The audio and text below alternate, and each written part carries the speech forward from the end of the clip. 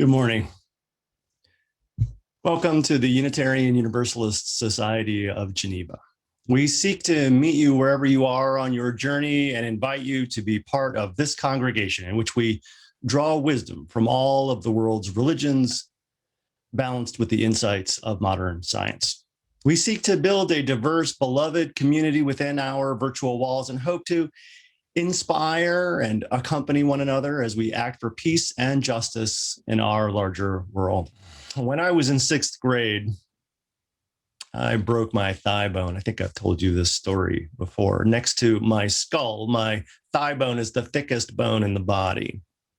Well, maybe in your body, everybody knows my skull is way thicker, but I spent most of sixth grade in traction. That did not mean I missed a year's worth of school. However, my county sent me a tutor, Ms. Green. She came several days a week and taught me one-on-one. And maybe I was bored, maybe I was starved for attention. Personally, I like to believe it was because she was wicked clever. But she found something in me that no one else had. And it was under her leadership and guidance that I learned something that changed my life. I learned that I was smart. I'm thinking of Mrs. Green today, Ms. Green, and she was my inspiration for the meditation we had earlier during our peace passing. And I'm thinking of her this first Sunday in Women's History Month. But truth is, there are many women in my life, women who have shaped the person I've become. My wife, my sister, my mother, my sisters-in-law, my mothers-in-law, my cousins, aunts, grandmothers, my rather long list of friends from my young adulthood, my tech colleagues, my seminarian colleagues, my clergy colleagues. I have lived my whole life in the company of strong, intelligent, creative, and powerful women, and I cannot imagine my life any other way. In 1980, President Jimmy Carter introduced Women's History Week. It would be 7 more years before the Reagan administration extended it to a full month. But back there in 1980, it was President Carter who said that women's contributions to our nation were, quote, an essential and indispensable heritage from which we can draw pride, comfort, courage, and long-range vision, end quote. His hope and aim in this promotion was the ratification of the Equal Rights Amendment, the constitutional amendment that said in part, quote, equality of rights under the law shall not be denied or abridged by the United States or any state on account of sex, end quote. Now, it's interesting, at least to me, that Illinois only voted to ratify that amendment in 2018, some 46 years after it was passed by Congress and referred to the states, and 39 years after the deadline had expired. That the ERA ultimately failed, unfortunately, due in no small part to the efforts of Illinois native Phyllis Schlafly, is a sermon for another day.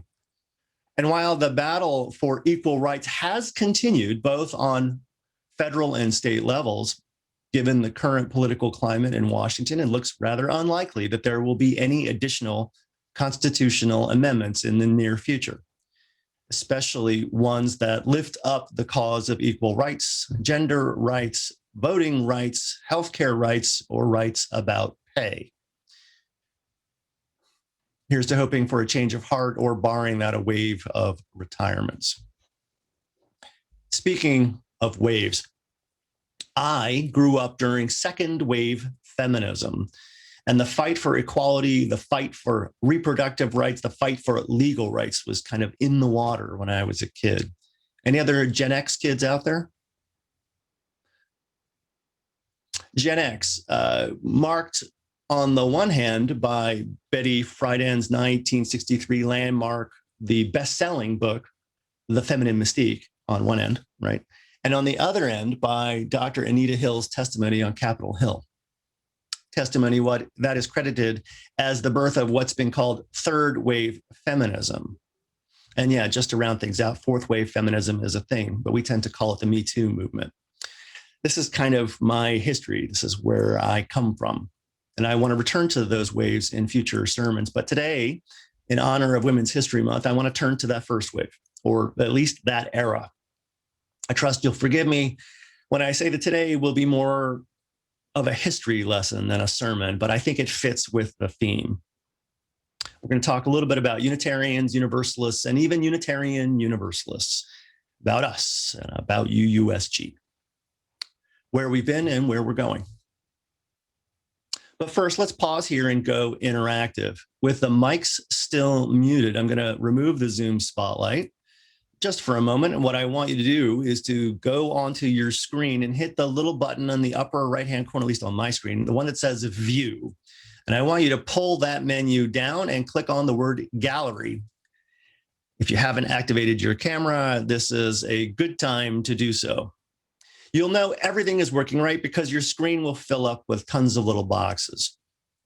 Now, looking at all of those faces, your community, and in the spirit of my friend, the Reverend Dr. Otis Moss III of Trinity Church here in Chicago, I want you to turn to a neighbor, pick one, and say, neighbor, oh, neighbor, women's history is our history. Thank you. Amen. One of the many gifts I've received at this congregation has been our delight with history and our collecting it into manageable books. And you know how I feel about books. The first of these, Pulpit and Pew Tales, has a list of the ministers that preceded me. Several names stand out. Reverend Celia Parker Woolley was our minister from 1893 to 1896. Reverend Marion Murdoch served from 1903 to 1905. And Reverend Rowena Morse served from 1905 to 1906. And of course, the Reverend Dr. Lindsay Bates served from 1978 to 2018. It's worth noting that our little church actually ordained Reverend Woolley, Reverend Morse, and Reverend Bates. Please note that I'm not going to be eliding the many wonderful men that have served our congregation over the years. I will, in no doubt, I'll get to them in years to come. But today I want to just lift up a couple of these remarkable women. But first, let me set the stage. The turn of the century, the 19th into the 20th, that is, was remarkable for many reasons.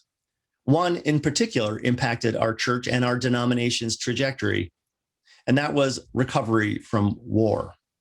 The United States before the Civil War was a large nation, both in size and population. There were about 32 million people living here, about twice the number that was living in Spain or England at that time. And the Civil War killed or injured 1 in 15. It's an astonishing number of people removed from society, from the workforce, from families. In terms of raw numbers, both the 1918 flu and the current epidemic will come close, but not in terms of the percentage of the population, and certainly not to the same level of impact. And thank God for that. A great many things came out of the Civil War. One of them was a distinct lack of men. Thinking about it, this seems like a perfectly obvious thing to say, but the implications may not be. The westward expansion period was largely complete by the Civil War, but that doesn't mean all that much. For most citizens in the United States, the West was still pretty much anything west of Pennsylvania. The West was wild. And since the extermination and forced relocation of the few remaining First Peoples, it was also comparatively uninhabited compared to the East. In 1880, Geneva had about 1,200 residents. St. Charles and Batavia were of similar size. Here and to the actual West, communities needed more farmers, sure, but they also faced chronic shortages of doctors, dentists, lawyers, and clergy. And it was into this gap of need that many of our great-grandmothers stepped. One such group we now call the Iowa Sisterhood. This was a collection of about 20 Unitarian clergywomen, roughly spanning the 50-year period after the end of the Civil War. It's unsurprising, perhaps, to find them out here, away from the male-dominated Unitarianism of the East, which was centered primarily on Boston. Out here, these women were allowed to flourish, were not hindered. They learned, they connected, they learned from each other and connected with each other. They leaned on each other, and together they found opportunity. And in that work, they changed the face of our tradition, at least for a time. One of the most profound changes then would be almost completely unremarkable today. The idea that church lasts longer than Sunday. Can you imagine your church today in the 21st century that didn't have something happening during the week? A class, a picnic, a dinner, something. But prior to the 20th century, church really wasn't like that. You showed up on Sunday morning, you did your thing for a couple of hours, then you went home to rest up for the rest of the week. A week that could have been filled with back-breaking work. Augustus Conant, our church's first minister, was a farmer before and during at least part of his ministry. Back east, however, ministers would mostly spend their entire week in study and preparation for Sunday. If you think my sermons are long, I said at the ministerial fellowship confirmation exam thing that if I could bring one thing back from our distant past, it would have been the 2-hour-long sermon. And yes, I was joking. But in the 19th century, that's what any hapless churchgoer might face. On the other hand, I can only imagine what it would take to write a 50-page sermon every week and then deliver it in a way that made folks want to come back more than once. Anyway, the Iowa Sisterhood, what they did was to make church a home. This sounds a bit odd, but imagine Unitarianism back in the 19th century was just not the hippies on the hill church, right? Tolerated with an excessive rolling of the eyes. Woo. It was a collection of dangerous social radicals. Unitarians were largely avoided, ostracized, and sometimes even shunned, especially out west. Associating with us or with our businesses was generally not done. Unitarian, the word, was an epithet, a nasty thing to say, a heresy. What do you mean you reject the divinity of Christ, the Trinity, the truth of the Trinity, and the factuality of the Bible? What do you mean you lift up Darwin, science, logic, and reason in church? You can imagine the incredulity driving the emphasis on that word up and up. Science in church? In a word, we were not popular. And out here in the West, following your truth could mean social isolation. And it was in what was considered then and now something of a stereotype. The Iowa Sisterhood brought with them the idea of family to church. There were kids in service, families with kids at the parish house during the week. There were teas and meetings and classes all week long. It was radical, but the idea of church being a home comes directly from this time and these women. Reverend Marion Murdoch was the first woman in the United States to earn a bachelor's degree in divinity, a degree that she earned from my alma mater, Meadville Theological School. Murdoch went to school at Northwestern, the University of Wisconsin, and the Boston School of Oratory. It's a lot. She, along with her life partner, the Reverend Dr. Florence Buck, together also attended Manchester College in Oxford, England, the first women admitted to that school. Her first ministry was in Humboldt, Iowa, where she served for 5 years, growing into the largest church in the area. Her next ministry took her to Cleveland, where she served 6 years as co-minister with her life partner, Reverend Buck. She spoke at the Chicago World's Fair. She was, in short, the real deal. And she led UUSG from 1903 to 1905. Hired originally as a pulpit supply minister, that is, she only led services on Sunday mornings, Murdoch was successful enough here to be renewed for a second year as a full-time minister, this time with full, quote, parish duties. Her stay with us was short, and as the Reverend Lindsay noted in Pulpit and Pew Tales, there is no clear record why. We can speculate that it was due to her long-standing relationship with Reverend Buck or some tedious complaint, but I wonder if it wasn't part of a larger trend. Come back to that in a moment. Her successor here at UUSG was the Reverend Dr. Rowena Morse, the first woman to earn a doctorate at a German university, and whose ordination we held here at UUSG. Reverend Morse, to all descriptions, was an absolutely stunning public speaker, so it was no surprise when she left us for a larger role, including the directorship of the Western Unitarian Conference and the prestigious pulpit at Third Unitarian in Chicago.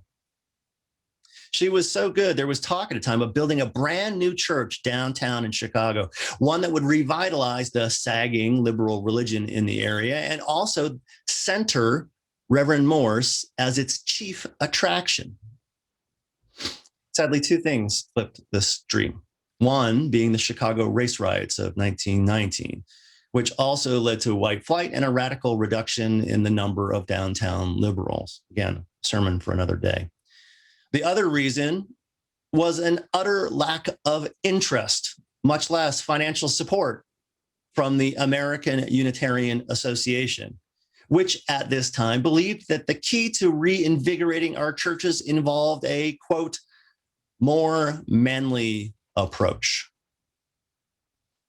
It's interesting to note that after Reverend Morse's ordination in our little church, there were no women ordained as a Unitarian minister anywhere in the country for over a decade.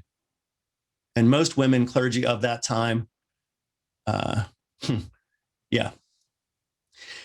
Let's just say it this way. The more manly approach all of these women faced increased difficulties finding jobs because of it. What happened to these women is a long, complicated, and not really well-known story. Many unwillingly entered retirement, took relocation, or found some other work entirely. And just to be clear, some of that other work, we now call that the 19th Amendment, the women's right to vote. Things have changed in the last century, and thank God for that. But before I turn to that, I want to note explicitly that the, quote, more manly approach, that not only failed, but failed spectacularly. And that'll be another sermon some point too. But let me, at this moment, step back and paint with a wider brush. In 1870, only 5 women had been granted ordination in either the Unitarian or Universalist churches. By 1890, there were 70, maybe 5% of the total clergy in both denominations. Skipping forward just a bit, okay, a full 100 years later, to 1990, and the number of women in the combined Unitarian Universalist denomination had increased to about 30% of the total number of clergy, from 5 to 30 in 100 years. By this point, many other Protestant churches had caught on to this radical notion of ordaining women and welcomed them into the clergy. But still, something like 3% of Protestant Christian pulpits were being filled by women countrywide in 1990. Here's some more numbers. In 7 U.S. mainline denominations, the American Baptists, Disciples of Christ, Evangelical Lutheran Churches of America, the Episcopal Church, the Presbyterian Church, the United Church of Christ, and the United Methodist Church, the number of clergywomen increased from 3% in 1977 to 32% in 2017. 3 to 32. It's a big jump in 40 years. And more interestingly, most of that growth has been late. These traditions, I noted, just nearly doubled their total number of combined female clergy in the period just from 1994 to 2017 alone. And for those keeping track, that's a distinctly third wave feminism bump. As a Unitarian Universalist minister, I've been privileged to live at the edge of the sometimes creaking and sometimes creeping incrementalism that marks social progress. The Pew Research Group a few years back said that over 60% of UU members identified as women. This is mirrored in the clergy. We passed parity back in 1999. And now currently over 60% of UU clergy identify as women, a trend that is accelerating and accelerating even faster amongst women identifying as Black, Indigenous, or people of color. I remember my own experience just a couple of years ago. 80% of my seminary cohort identified as women. And with all due respect to Vice President Kamala Harris, our current denominational president and leader, the Reverend Dr. Susan Fredericks Gray, is actually the second woman to lead that top leadership spot here at the Unitarian Universalist Association of Congregation. UUs are and have been, at least on and off, leaders in the fight for equality for as long as we have been a thing. And it is not lost on me at all that there was any opportunity for me to fill this virtual pulpit has been largely due to the visionary work of two women, Reverend Jennifer Innes and Reverend Dr. Lindsay Bates. I cannot imagine doing this work with you here today without the support, the collegiality, the creativity, and the collaboration with my female colleagues all over the country and at our church. I am and will remain in their debt. And this Women's History Month, I just want to say how grateful I am. In fact, it is entirely impossible for me, thick skull and all, to say what my history would have been like without all of these incredible people in it. As President Carter said, this is, quote, an essential and indispensable heritage from which we can draw pride, comfort, courage, and long-range vision. And I don't believe it is overstating things to say that without women's history, without the women in our history, UUSG would be history. Women's history is our history. Happy Women's History Month. Amen. Thank you. We extinguish our chalice, but not the light of love or the promise of peace. And as we prepare to leave this place, continue your journey in love. Care for one another and care for this, our earth. Do justice and make peace. And as you go, know that whatever taste or touch you've had in this time and place of hope, joy, love, or peace, that goes with you out into the world. We are different for having spent this time together. So remember, live boldly and with thanksgiving.